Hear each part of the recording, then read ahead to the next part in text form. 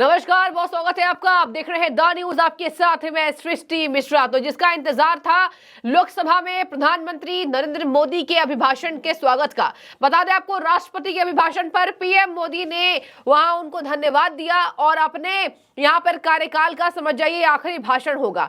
बता दें आपको मोदी सरकार ने इस बार कहा है, प्रधानमंत्री नरेंद्र मोदी ने कहा है कि देश का मिजाज इस बार एनडीए को 400 पार और भारतीय जनता पार्टी को 370 के पार कराएगा। बड़ी खबर इस वक्त की आप पीएम मोदी के मैं आपको अभिभाषण को सुना रही हूं, जो उन्होंने राष्ट्रपति के अभिभाषण पर धन्यवाद ज्ञापन दिया है। बता दें आपको इस बीच हमने देखा कि लगातार विपक्ष का हंगामा भी जारी था। पीएम मोदी ने बार बार कहा और वहां पर लोकसभा स्पीकर ओम बिरला जी मौजूद थे।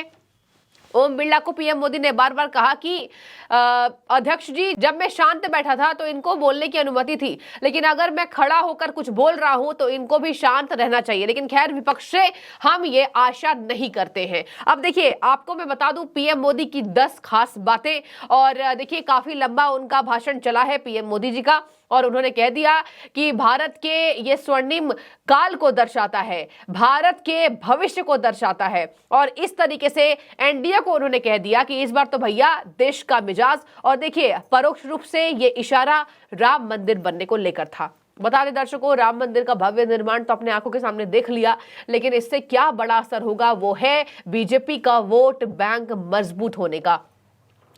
भारतीय जनता पार्टी के कार्यकाल में राम मंदिर का स्वर्णिम भविष्य भारत की जनता ने देखा और ये साकार हुआ है, और यही वजह है कि पीएम मोदी ने कहा कि देश का मिजाज ये कह रहा है। आपको बता दें, देश का मिजाज अभी यहां भाजपा को 6 से 7% वोट बढ़कर मिलने की कवायद तेज करा रहा है। देश का मिजाज पीएम मोदी को बार बार धन्यवाद राम मंदिर के लिए कहता है, और यही वजह है कि इस बार बीजेपी कॉन्फिडेंस में नजर आ रही है। पीएम मोदी ने कहा एनडीए को 400 और भाजपा को अकेले 370। मैं देख रहा हूं देश का मिजाज एनडीए को तो 400 पार कर पाई के रहेगा, लेकिन भारतीय जनता पार्टी को 370 सीट अवश्य देगा।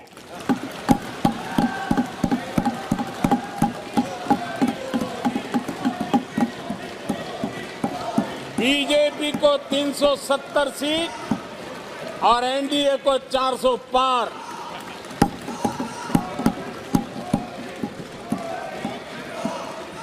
आदरणीय अध्यक्ष जी, हमारा तीसरा कार्यकाल बहुत बड़े फैसलों का होगा। तो देखिए, यहां पर अमित शाह ने जो लगातार भाषणों में बोला है कि इस बार भाजपा 400 पार 400 पार, तो ये हम वहां पर एग्जैक्ट तो तस्वीर हम नहीं देख पाएंगे, वो तो खैर चुनाव का वेट कीजिए, लेकिन देखिए माहौल सब कुछ बता देता है। यही वजह है कि प्रशांत किशोर जी इतने बड़े चुनावी रणनीतिकार, उन्होंने कहा कि अगर 2 महीने में कुछ नहीं बिगड़ता है, अनटिल एंड अनलेस कुछ बड़ा सियासी ड्रामा नहीं होता है, तो बीजेपी जाहिर सी बात है आज चुनाव करा दीजिएगा तो बड़ी बढ़त बना लेगी और ये कामयाब हो जाएगी, और कांग्रेस को कुछ ही % का वोट आने वाला है, केवल 18%। देखिए बहुत बड़ी भविष्यवाणी उन्होंने की है, और उसको मैंने आपको पहले वीडियो में बता भी दिया है। अब चलिए पीएम मोदी की बात करते हैं।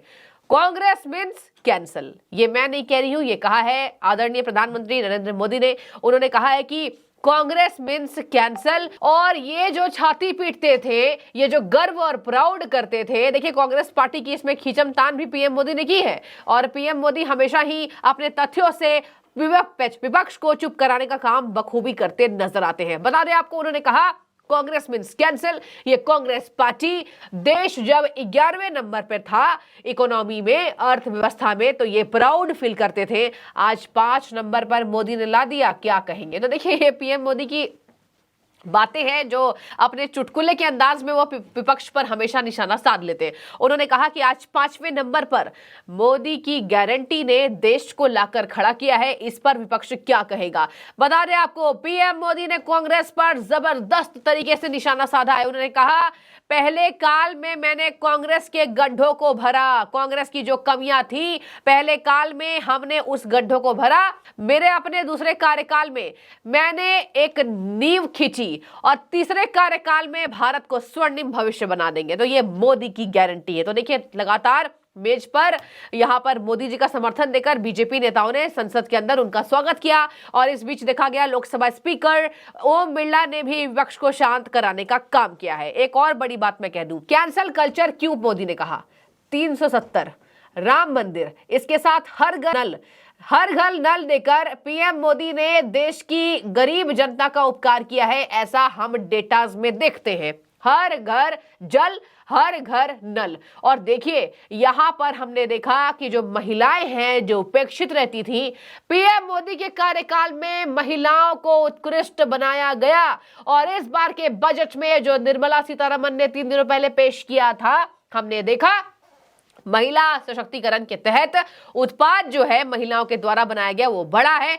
और यही वजह है कि महिलाएं अब हर घर में सशक्त हो रही हैं, वो चाहे पढ़ी है चाहे नहीं पढ़ी है। अब देखिए भारत की महिलाएं जो नहीं पढ़ी हैं वो चूल्हा चौके करते नजर आती हैं, लेकिन अब मोदी कार्यकाल में उस पूरे इक्वेशन को बदल कर रख दिया गया है। अब मैं आपको बताती हूँ उन्होंने क्यों कहा मोदी मतलब गारंटी और कांग्रेस मीन्स कैंसल। उन्होंने कहा कि भारत की इस रफ्तार का तुलना भी नहीं किया जा सकता है जब G20 में ये वही विपक्ष पार्टियां हैं जो 11 नंबर पर अर्थव्यवस्था था तो छाती पीटते थे, और आज G20 में जब पूरा देश यहां आया, दुनिया के अनेक देश यहां आए और भारत की तारीफ करके गए, तो इनके मुंह से कुछ नहीं निकलता है। तो देखिए ये अपने अपने तरीके होते हैं। पीएम मोदी ने G20 का हवाला देकर भी, और देखिए हमने देखा भी था G20 में जबरदस्त इंडिया की डिमांड बढ़ी थी। और कौन सा वो नेता नहीं है दर्शकों विदेशी जिसने भारत के नींव की तारीफ ना की हो। ये मैं नहीं कह रही हूं, ये डेटास बताते हैं। आप चाहे पुतिन को देखें, चाहे किसी भी राष्ट्रपति को देखें, जॉर्जिया मेलोनी को देखें, इटली के प्रधानमंत्री,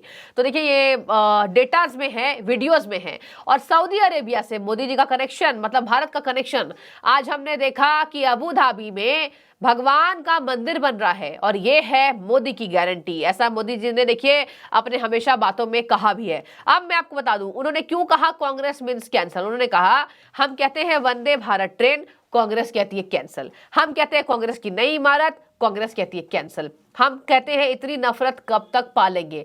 अब मैं आपको बता दूं सबसे मजेदार बात पीएम मोदी की, जो उस वक्त बीजेपी के लोग ठहाके लगाकर हंसने लगे।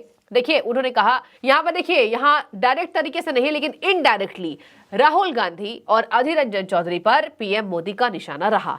राहुल गांधी के बारे में कहा कि सक्सेसफुल नहीं हो पाए, और यही वजह है कि उन्होंने कहा देश को एक अच्छे विपक्ष की जरूरत है। आपने देखा होगा भारत की जनता जो पढ़ी लिखी है वो कहती है मोदी जी के अलावा विकल्प नहीं है। जो लोग मोदी को पसंद करते हैं उनके पास भी विकल्प नहीं है, जो लोग मोदी जी को पसंद नहीं करते हैं उनके पास भी विकल्प नहीं है। There are no option.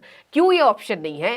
क्योंकि आज भारत देश में एक अच्छा विपक्ष नहीं है, और इसको संसद के अंदर गिनवाते नजर आए पीएम मोदी। उन्होंने कहा आज देश में अच्छा विपक्ष नहीं है। मैं आशा करता हूं, मैं उम्मीद करता हूं कि देश को एक अच्छा भविष्य मिले, एक अच्छे विपक्ष की जरूरत है। उन्होंने कहा मैंने सुना है बहुत सारे लोग सीट बदलने की फिराक में रहते हैं। मैं देख रहा हूं कुछ लोग चुनाव लड़ने का हौसला खो चुके हैं।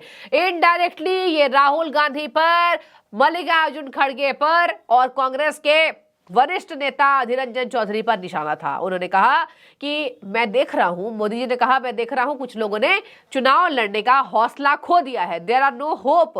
और उन्होंने कहा विपक्ष के तौर पर अपनी जिम्मेदारी निभाने में ये लोग नाकामयाब रहे हैं। मैंने हमेशा कहा है कि देश को एक अच्छे और स्ट्रांग ओपोजिशन लीडर की जरूरत है। देखिए आपको मैं बता दूं, ये देश की जनता कहती है कि विपक्ष भी उतना ही मजबूत होना चाहिए जितना सत्ता पक्ष है, और यही वजह है कि देश में अच्छा काम होता है। अगर विपक्ष नहीं रहेगा, अगर विपक्ष की जो वैल्यू है वो जीरो रहेगी, तो यानी सत्ता पक्ष कुछ भी मौज काट ले, कोई कुछ नहीं है टोकने वाला। लेकिन देखिए आज हम देख रहे हैं कि कहीं ना कहीं देश में एक अच्छा विपक्ष नहीं है, जिसकी हमेशा बात यहाँ भारत की जनता और बीजेपी करती दिखाई देती है। कांग्रेस पार्टी कभी नहीं बोलेगी कि देश में अच्छा विपक्ष नहीं है। चुनावी रणनीतिकार प्रशांत किशोर ने भी कह दिया कि आज ये करंट डेटा नहीं है कांग्रेस के डिक्लाइन का।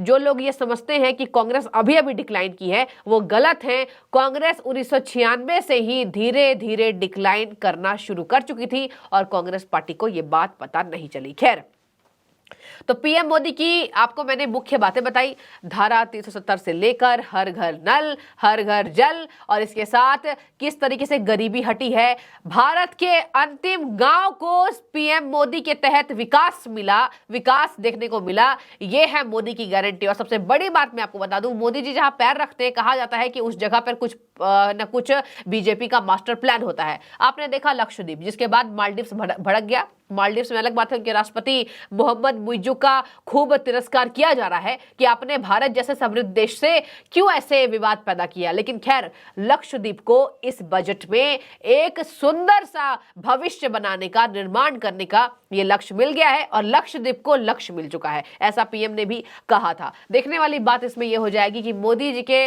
राष्ट्रपति के अभिभाषण पर धन्यवाद जो उन्होंने किया है, उसके बाद विपक्ष कितना और हंगामा करता है। लगातार वहां विपक्षी नेताओं ने हंगामा किया और भाषण को काटने की कोशिश की है। आपकी क्या राय है, जरूर कमेंट कीजिएगा। बहुत शुक्रिया आपका द न्यूज से जुड़ने के लिए।